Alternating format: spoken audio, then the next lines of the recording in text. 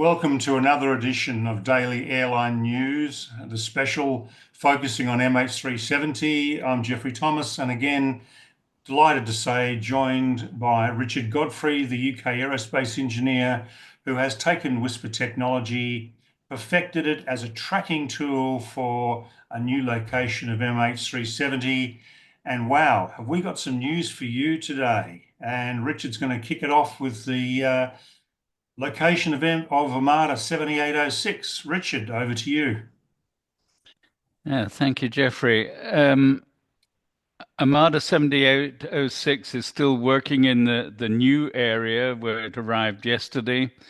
It has stopped three times to launch AUVs and has been stationary for the last 6 or 7 hours at 36.4 degrees south and 92.0 degrees east. This could possibly indicate an ROV deployment. The vessel is showing a restricted status, which indicates to other shipping in the area that it is operating some equipment and cannot move out of the way. So the news is most people, including me, And me. assumed assumed that if OI are in the MH370 search area, then they are searching for MH370. Wrong. Ocean Infinity are currently doing bathymetric survey work in preparation for a further underwater search for MH370 and have not actually started the search work for MH370. A commenter on my website points out that the director of the Australian Digital Atlas, a lady by the name of Megan McCabe, has identified gaps in the Geoscience Australia bathymetric data gathered back in 2014. This data was gathered as a precursor to the underwater search by ATSB, Fugro, Go Phoenix in 2014 to 2017, and later by Ocean Infinity in 2018.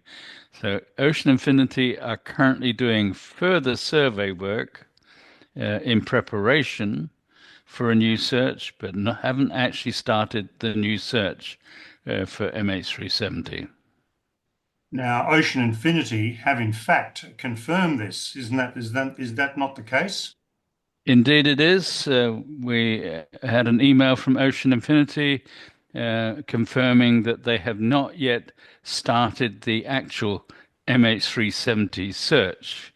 This is quite probably because Malaysia still has not signed an agreement. They keep threatening to do that imminently, but it still hasn't actually been signed. This has implications, this delay, because the weather window in the southern MH370 search area will start to close towards the end of April and beginning of May. The weather in the northern MH370 search area will likely be okay until the start of June, but if the Malaysians delay any longer, then we will run into a problem with the weather window. Indeed. Now you've got some information, an update on the unidentified aircraft. Yeah, it's quite complicated. We are now tracking 6 aircraft using the Whisper technology. So on the 7th of March, we've been tracking MH370 obviously for a couple of years now and working out the exact flight route and the crash location. More recently, we've now been tracking Emirates EK407 on the 7th of March, which was in a position to observe MH370 passing We haven't had any confirmation from Emirates EK407 flight crew that they did make any observation on the 7th of March that evening over the Indian Ocean. And we're also tracking on the 8th of March Emirates EK407. It's a daily flight from Melbourne to Dubai. And we've now picked up three aircraft which were close to EK407 on the 8th of March in the middle of the Indian Ocean around Waypoint Mutmi. So we have a US Navy reconnaissance aircraft we've called XX, another one YY, and another one we called ZZ. As you can see, we've tracked XX and YY on the screenshot we're showing. US Navy ZZ is also there, but we've got to do more work in tracking its flight path. So there was quite clearly a lot of activity on the 8th of March. Obviously, intelligence had been gathered. As we pointed out in the previous episode, Inmarsat was working with Lockheed Martin already after the Air France 447 crash to use the Inmarsat data. And we believe that they were using that almost immediately on the disappearance of MH370 on the 7th of March to work out where MH370 could have flown and where it may have crashed in the Indian Ocean. Yeah, absolutely fascinating stuff. That Captain Martin Smith has certainly opened up an interesting set of dynamics, hasn't he? Yes, he has indeed. We can tell from the whisper data the ground speed of the aircraft we've observed, and it's around 450 knots. So it's not fighter jets, which would be traveling much faster. It's much more likely reconnaissance aircraft, which travel at around that speed of 450 knots. Obviously, reconnaissance aircraft, if they're wanting to do a surface search on the ocean, they would be going down to an altitude around about 1,000 feet above the water surface. So if Captain Martin Smith observed at his altitude of around 38,000 feet, it was an aircraft that was still en route to the point where they wanted to do surface search rather than actually conducting a search at that point. Yeah. Now, Richard, we've had swag of viewers' comments. Have you got time to answer 100 questions? It'd be a long episode. Yes. So we need an intermission on this episode. So we've picked out some, and hopefully you can give your thoughts on them. First one is it would appear one side as being really difficult, and my guess is it's Malaysians. Being difficult to deal with means they have at least one big thing to hide. Very interesting comment. Yeah, well, I think everyone's recognized that the Malaysians are taking their time and keep promising to sign an agreement, but don't actually get to the signing ceremony.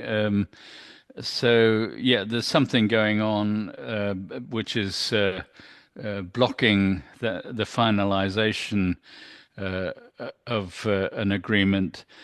Whether the Malaysians have got at least one big thing to hide, I don't know. That's pure speculation. But I can imagine that there are still factions in Malaysia who do not want, for one reason or another, MH370 to be found. However, there are other factions in Malaysia who definitely want the search to continue and the relatives to be given some form of closure. You can Yeah. just imagine how the relatives are feeling watching all of this happening in signing or not signing or about to sign. It must be very difficult. Indeed. Another one says, another fantastic update. Thanks. Watched a YT video from Jeff Wise, and boy, he needs to change his surname for sure. I don't know whether you want to comment on that one or not, but I think best no comment on okay, that. we'll pass on that one. Another one says we need a friendly crew member aboard Armada 7806 that can feed us some real-time info, and then that would be great. That would indeed be very nice, but Ocean Infinity have understandably issued to all of their crew a no comment to any media. There were several journalists when Armada 7806 docked in Fremantle trying to ask the crew, what's going on, Mm, tell us what's happening. And they just got told we're not saying anything. yeah. That won't happen, I don't think. The friendly crew member telling Mm. us what's going on.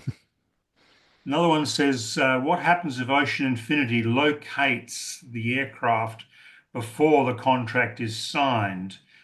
He says it seems that they are putting off searching any new areas until the contract is signed. Makes sense to me. Yeah, that's understandable. I think Ocean Infinity will continue their plan with the survey work and then the search work in the various areas which they've announced from different experts like the IG or Captain Patrick Blelly and Jean-Luc Marchand or the Whisper area or the UWA area. So Ocean Infinity have got their plan. They will carry on with it. If they find MH370, then I think if the agreement is still not signed at that point, they will keep the location to themselves. But Mm, I guess they will publish pictures and videos and announce they have found the aircraft. indeed. Another one asks the question, does the Whisper location data match any of the other suggested locations, or is it something different? Obviously, this particular person has not been following all the episodes, but perhaps you could answer the question. Yeah, the Whisper location is a particular and is not a general backing up of every other hotspot. We've tracked MH370 from its last known civilian radar point, which was close to the island of Penang in the Malacca Strait, and we've tracked it every 2 minutes with the Whisper data from that moment on until we could no longer track it. We carried on until an hour after the crash was estimated to have happened. So there was no hint that MH370 went somewhere else from the Whisper data. Staying on Whisper, based on the Whisper technology, are you certain where the plane is located? However, yesterday you said you're hopeful it is found. That's one question. And supplementary, and not going to the Whisper area question mark. I thought that was the whole point of covering this. A couple of very Uh, telling questions. yeah, we are 97% certain of the Whisper area will reveal the crash location and wreckage of MH370. However, it's one thing to say to Ocean Infinity, go and have a look in this circle radius of 30 kilometers.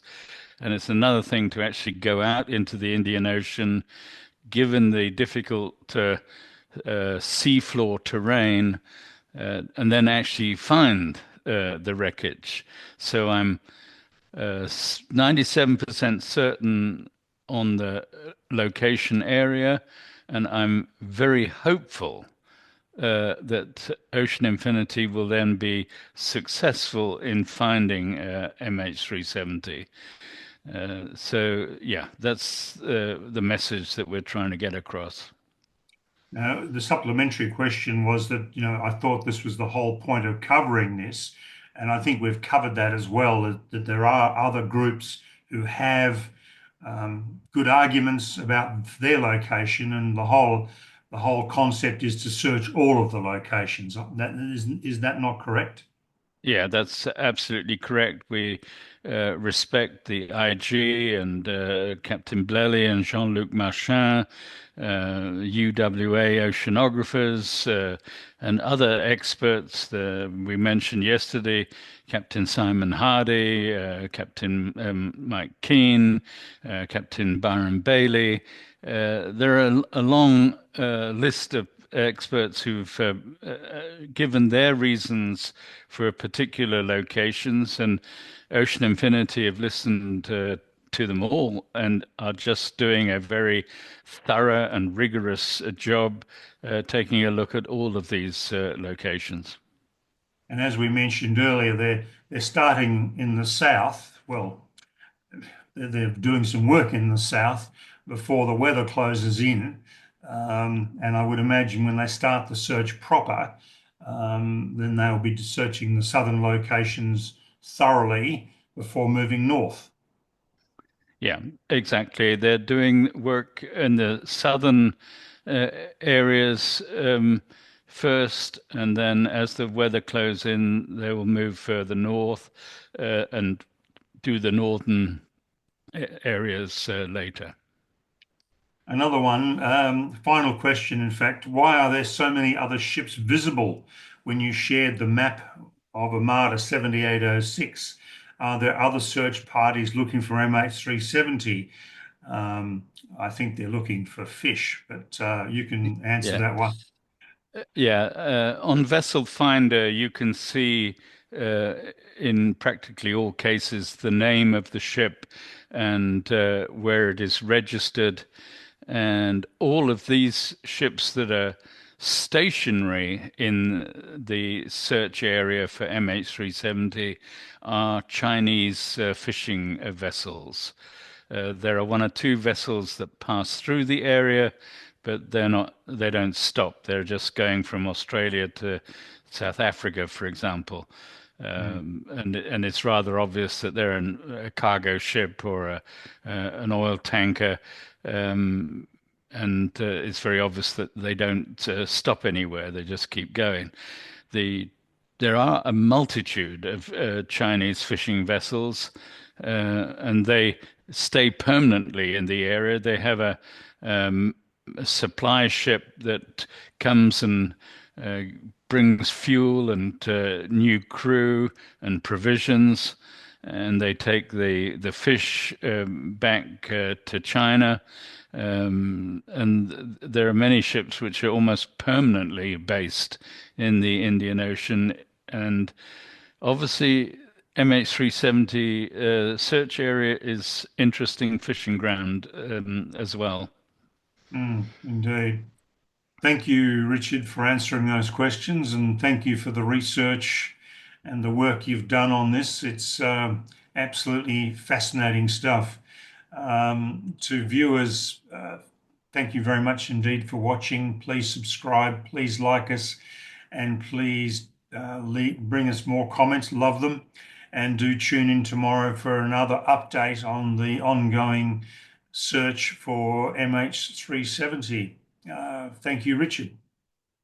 Yeah, and my apologies to the other several hundred who asked very good questions and made very good comments. So we'll tackle another 10 tomorrow. Thank you. You're welcome.